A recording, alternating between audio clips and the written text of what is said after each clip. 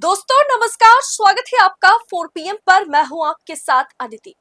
भारत के इतिहास में यह पहली बार हो रहा है जब चुनाव आयुक्तों की निष्पक्षता, मुख्य चुनाव आयुक्त की निष्पक्षता इस तरह से दागदार हो गया है, जिस पर सवाल उठ रहे हैं। और सवाल क्यों नहीं उठेगा जब देश में नीतीश कुमार सीएम की कुर्सी छोड़कर राज्यसभा जा सकते हैं, जिस समय देश में Raghav Chadha 6 member of parliament के साथ बीजेपी ज्वाइन कर सकते हैं, शिंदे रातों रात पार्टी तोड़कर भाजपा के साथ मिलकर के सरकार बना सकते हैं। अब ऐसी स्थिति में चुनाव आयोग की निष्पक्षता और भी ज्यादा जरूरी है। चुनाव आयोग भी अगर सत्ता के आगे सर झुका दे तो सवाल तो उठेगा ही। दरअसल बंगाल चुनाव के बीच दिल्ली के सियासी गलियारों से इस वक्त की सबसे बड़ी खबर आ रही है। मुख्य चुनाव आयुक्त ज्ञानेश कुमार के खिलाफ विपक्ष ने अब तक का सबसे बड़ा मोर्चा खोला है। कांग्रेस नेता जयराम रमेश ने इस खबर की जानकारी दी है और इसके अलावा आप आर्टिकल भी देख सकते हैं स्क्रीन पर कि राज्यसभा के 73 विपक्षी सांसदों ने ज्ञानेश कुमार को पद से हटाने के लिए राष्ट्रपति के नाम एक नया मोशन नोटिस सौंपा है, राष्ट्रपति को चिट्ठी लिखा है। दरअसल विपक्ष का आरोप है कि 15 मार्च 2026 के बाद से चुनाव आयुक्त ने संविधान की मर्यादाओं को तार-तार कर दिया था और कर रखा है अभी भी। क्या ज्ञानेश कुमार को अपनी कुर्सी छोड़नी पड़ेगी? क्या ज्ञानेश कुमार की कुर्सी खतरे में है? विपक्ष ने अब आर पार की लड़ाई का मन बना लिया है। खैर दोस्तों, महिला आरक्षण बिल के नाम पर जो परिसीमन, जो डिलिमिटेशन बिल सरकार लाई थी, उसे किस तरीके से पार्लियामेंट में खत्म कर दिया गया, किस तरीके से पार्लियामेंट में उस बिल पर सरकार को झुकना पड़ा और विपक्ष कितना ताकतवर है वो तो सबने देख लिया। डिलिमिटेशन बिल पर विपक्ष की ताकत के आगे सरकार घुटने टेकती हुई नजर आई और अब राज्यसभा के 73 सांसदों ने महासचिव को एक नया नोटिस सौंपा है, जिसमें राष्ट्रपति द्रौपदी मुर्मू से गुहार लगाई गई है कि मुख्य चुनाव आयुक्त, chief election commissioner Gyanesh Kumar को उनके पद से तुरंत हटाया जाए।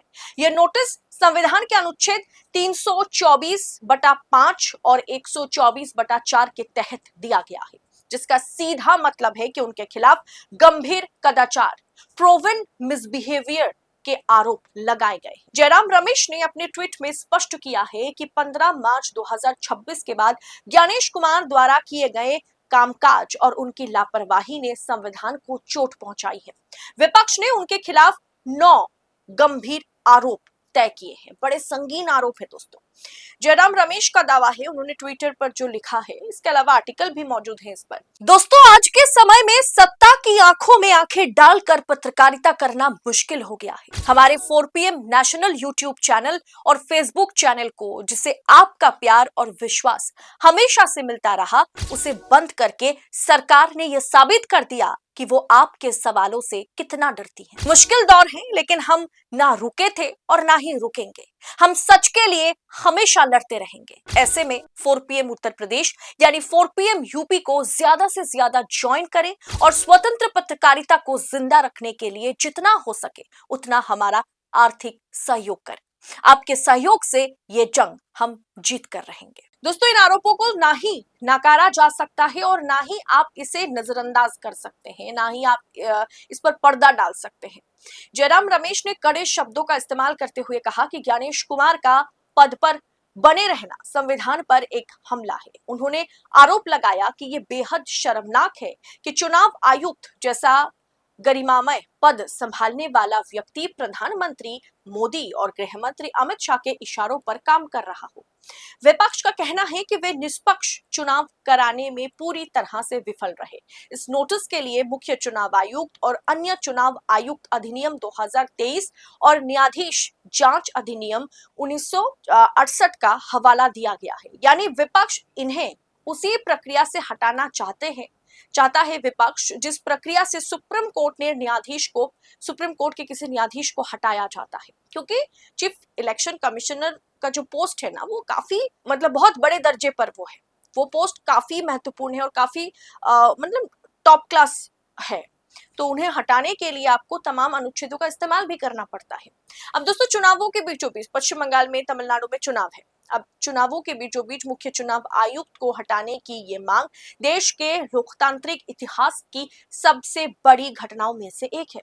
एक तरफ बंगाल में वोटिंग का विवाद है, दूसरी तरफ दिल्ली में जो है वो रिमूवल मोशन ज्ञानेश कुमार के खिलाफ जारी कर दिया गया है। द्रौपदी मुर्मू को मोशन भेजा गया है और भारतीय राजनीति अब एक ऐसे मोड़ पर है जहां सत्ता पक्ष जो चाहे वो करवा तो सकती है, लेकिन अगर विपक्ष एकजुट हो जाए तो महिला आरक्षण के नाम पर डिलिमिटेशन, परिसीमन या फिर आप कितनी भी सोच समझकर रणनीति के तहत कोई बिल पास कराना चाहे ताकि आपकी सत्ता हिंदी बेल्ट से जाए ही ना, आपकी सरकार यथायथ बनी रहे, उस मंशा के साथ अगर आप कोई बिल संसद में लाते हैं तो उसे निस्तनाबूद करने की क्षमता विपक्ष रखता है।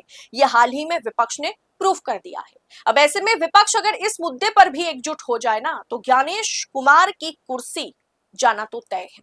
फिलहाल देखना दिलचस्प होगा कि विपक्ष की इस खेमे में कौन कौन है और कौन किसका साथ किस हद तक देगा, क्योंकि अभी अभी आपने देखा संसद में ताबड़तोड़ बोलने वाले केजरीवाल के बहुत ही खास, बहुत ही लाडले माने जाने वाले नेता किस तरीके से खुद नहीं, साथ में 6 और एमपीज के साथ भारतीय जनता पार्टी में शामिल हो गए। और इस स्थिति में कुछ कहा नहीं जा सकता, लेकिन मैंने कहा ना, अगर विपक्ष एकजुट हो जाए तो मोदी जी को 8:30 बजे आकर के देश की महिलाओं से माफी मांगनी पड़ सकती है। फिलहाल दोस्तों, इस रिपोर्ट पर आपकी राय क्या है, कमेंट बॉक्स में हमें बताइएगा जरूर। और क्या आपको भी लगता है कि देश के मुख्य चुनाव आयुक्त ज्ञानेश कुमार को कुर्सी से हटाने की जरूरत है? कमेंट बॉक्स में बताएं। और ऐसी तमाम खबरों को यूं ही पाने के लिए 4 PM के साथ बने रहें। इस रिपोर्ट में इतना ही, जल्द होगी आपसे मुलाकात। बहुत बहुत शुक्रिया आपका। जय हिंद, जय भारत।